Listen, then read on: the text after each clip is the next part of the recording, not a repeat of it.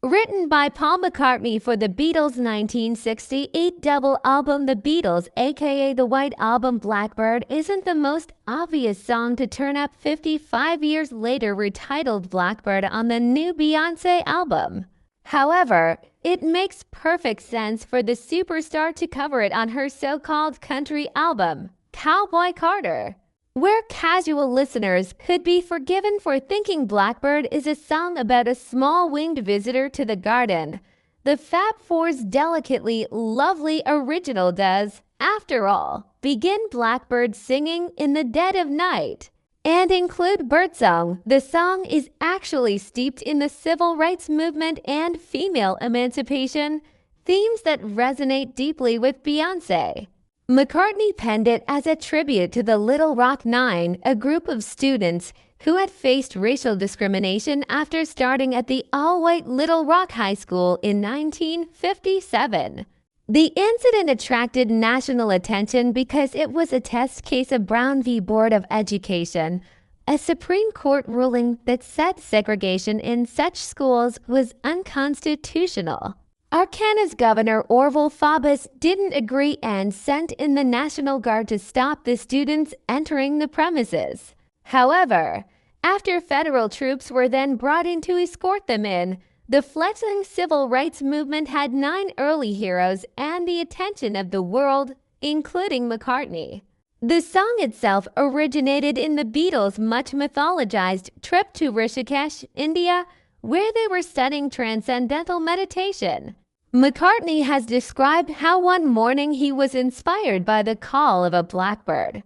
Later, back home in the kitchen of his farm in Scotland, he took up an acoustic guitar and allowed the idea to develop using the chord progressions of Bach's Bury in E minor, which he and George Harrison had learned to play in childhood.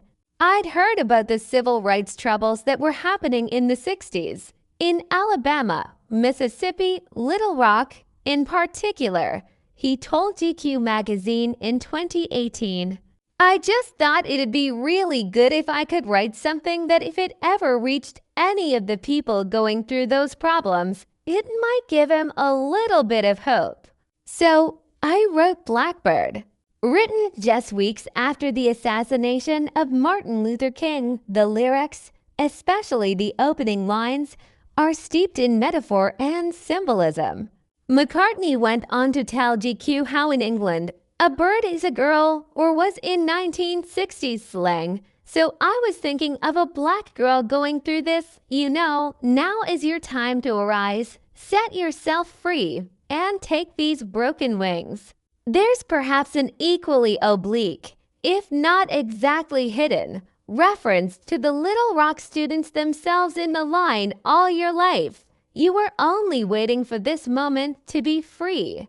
Shortly before John Lennon was assassinated in 1980, he claimed to have contributed one important line to the song, although took the identity of the line to his grave. The finished recording, which features McCartney, his guitar and tapping foot, along with Blackbird sounds from an effects tape, took the Beatles 30 takes before he was happy with it. Years later, in 2016, McCartney played Little Rock and met Thelma Mothershedware and Elizabeth Eckford, 2 of the original students, and tweeted that it was incredible to meet 2 of the Little Rock Nine, pioneers of the civil rights movement and inspiration for Blackbird. Beyoncé is by no means the first artist to cover Blackbird. The likes of Billy Preston, Sarah McLachlan, Crosby, Stills Nash, the Dandy Warhols, and even Dave Grohl have all had a go. But her version has a deep resonance, a spiritual interpretation with subtle strings. It pointedly features the Black American country stars Brittany Spencer, Tanner Adele, Tara Kennedy, and Raina Roberts, musicians who have struggled to gain a foothold in the notoriously gay-kept Nashville establishment in which women and Black artists are often marginalized. By introducing the song and its historic meaning to her vast, largely youthful audience, Beyoncé has given this timeless, but always timely, gem a new moment to arise.